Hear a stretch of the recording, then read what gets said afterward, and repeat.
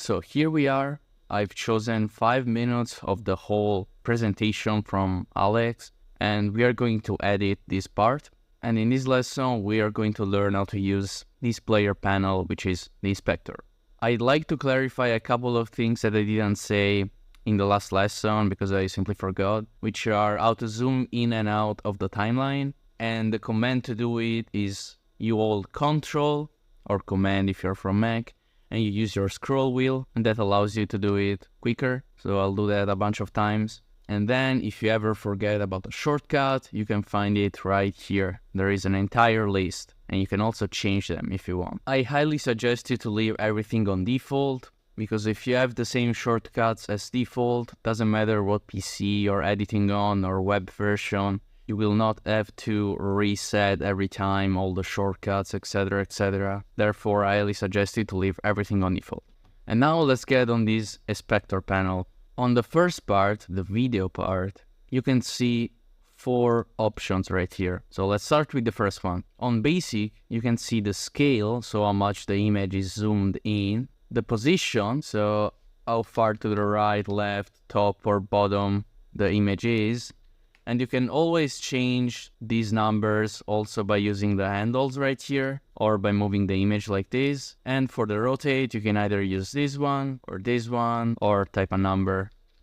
You can also use keyframes. Keyframes are a way to save a certain statistic of the image at a certain second. So for example, at second 0, the scale of the clip is 100%. Then if I go forward, it can be 404. So if I play this through, this is going to slowly increase over and over until it reaches the second keyframe where it is 404. If you want a complete keyframe breakdown with how to use these kind of graphs and stuff like that, I highly suggest you to check my course on my profile page, and you will find it. It's called Keyframe Mastery. But back to the inspector. After the position and size, we have the blend mode.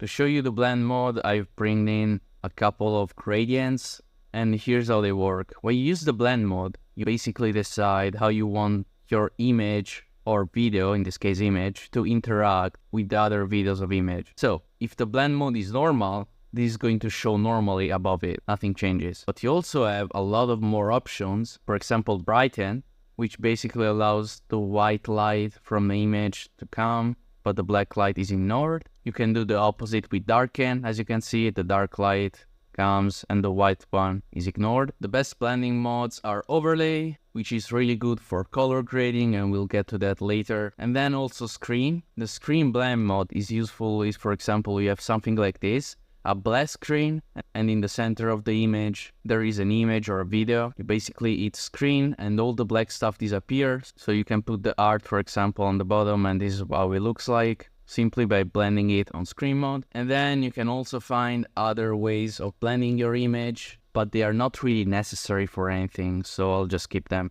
We have also opacity that we can use depending on how much we want to show our image, 0 being not showing. And you can play with this to create some fade-ins, for example, with also keyframes. Then we have the stabilize. What this does is removing the camera shakes that might be there because the cameraman was an amateur or the camera wasn't stable and it was moving. There are 3 different levels, from a medium to a minimum to the most stable. You can decide, but in most cases you don't need this. Then we have some pro features, which we're not going to go into. We have motion blur that allows you to add blur to a moving image. This is a really good addition that just got added. You can see while he's moving that there is some blur. And if I toggle it off, you can see clearly disappears. This is a really good addition by CapCut. And then we have canvas. That is a really useful feature. If, for example, your clip is on a 9x16, but your clip is 16x9, what you can do is you apply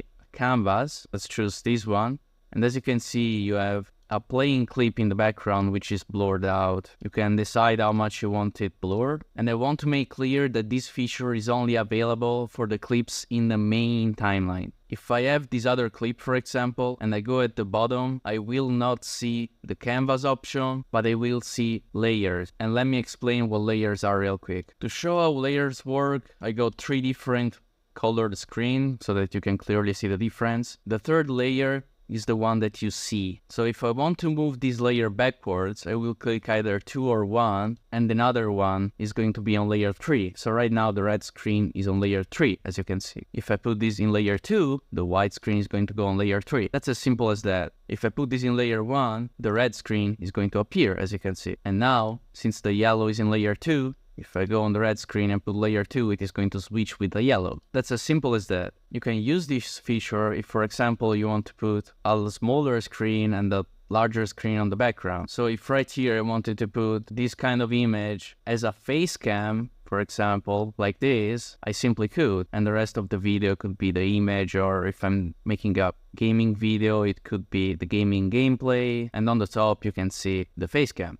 And now that we have covered every single feature of the basics, let's go on the cutout. In the cutout, you can find some really good features. The first one is chroma key. Chroma key is really useful if, for example, you want to remove a green screen, which are clips that are specifically designed for this feature, and you can find them for free on internet, on YouTube, for example. I usually look them up there. You click on the green screen, and then you choose your strength, and if you have some parts where, as you can see, it's getting kind of ruined, you can apply a bit of shadow and play with the controls until you have what you want. And now, as you can see, we have a complete image with the background removed, which is perfect. If we don't have a green screen, we can also use auto cutout, which only works for people. So if I click on it, it will process, and as you can see, we have the same results. Although I usually prefer the green screen because, as you can see, there are some parts which aren't perfect. We can now move on to the masking. How does masking work? It's fairly simple. You click on the masking option that you prefer. So for logos, it is usually circle. To give you an example, but just for the sake of doing this, I'll click on horizontal. And this basically allows you to cancel a certain part of the clip. For example, if I want only to show the first part, and then you can use a bit of feather to smooth things out. As you can see, you can also create a really cool effect with this. If you put it all the way below and you apply feather, you're going to create this kind of effect where it is slightly black, and this is really used in content creation, especially short form content. And also when subtitles appear from the bottom, there is usually this kind of feather effect. You can also use this normally to, for example, split a clip perfectly in the middle and make, for example, a comparison. There are also other kind of masks. You can also use the circle, for example, for face cams if you want. As you can see, you can do whatever you want with this kind of masks. You can also, if you want to cut out a specific part of the image, for example, I have this end, but I don't want it to show, I can click on reverse mask, and it is going to show everything but the end. I can move it, and as you can see, it has hidden the end. I could use it, for example, for something like this. As you can see, there is a mask, and there is the character in the middle. And then we have enhance, which allows you to enhance the faces in your image. For example, this one was identified. And you can choose smoothness, brightness. You can also change the face, make it slimmer, bigger. You can shorten the face. There are also a lot of controls for the body. For example, you see, slimming the neck. I don't usually play with this as I like to keep the people that are talking real. I don't like to modify their physical appearance. I don't think it's right, but you can do whatever you want, of course. Let's talk about the rest of the parts of the inspector tool. The second function here is the audio. Now, the audio is pretty self-explanatory. You can raise it, you can lower it, you can use keyframes to add custom volume. You can fade the audio in, as you can see right here, or fade it out, as you can see here. You can use noise reduction, even though it doesn't work really well. I highly suggest to use Adobe Podcast. It's a free AI software that allows you to enhance every single audio. You can use vocal isolation, even though it's a paid feature. You can use this feature if, for example, there is someone talking over some kind of music. You can use this feature to type keep vocal, and it's basically going to remove the music and keep the voice, or vice versa if you click remove vocal. You cannot export the video if you use this feature, but you can re-record your screen using a software like OBS and then re-import what you recorded. And then we have channels, which is a feature that we won't use. Then we go on speed, and this is a pretty important part. So when it comes to speed, there are 3 ways to control the speed of a clip. First, using this handle, so by making it faster or slower. As you can see, the clip gets bigger if it goes slower, of course, and smaller if it goes faster. You can go up to 100x. Usually the max you should go is 10x because otherwise you can't really see what's happening. And then there is another way to control the speed. If you want it to fit an exact time frame, for example, if you want it long exactly 5 seconds, you can use this arrow right here, and it is going to tell you the exact speed that you need to have a clip that is long 5 seconds. In this case, it's 7.8 speed. You can also change the voice tone so that it doesn't sound weird, but that's up to you. And then the third way to control the speed, which is the best one, is by going on curve and choosing a speed ramp. Regarding speed ramping, there are these 6 pre-made presets, which are pretty good. I usually use this one and modify it if I need to. For example, I can go with something like this, and I've recreated something like this ear time, as you can see. It's completely customizable. What this does is, as you can see, the speed goes up here, and then it slows down, and it's currently slowed down. And then it slowly keeps going, and keeps improving its speed until it gets to 1 speed again, and this is normal speed. This is really useful for transitions and stuff like that. Just make sure to use smooth slow motion, because as you can see here, it looks like it's frame lagging, you see? Instead, if you use smooth slow motion, especially optical flow, it is going to be way smoother. Here's what it looks like with some optimal flow. As you can see, there is this kind of motion blur and it looks way smoother. And now let's move on to animation.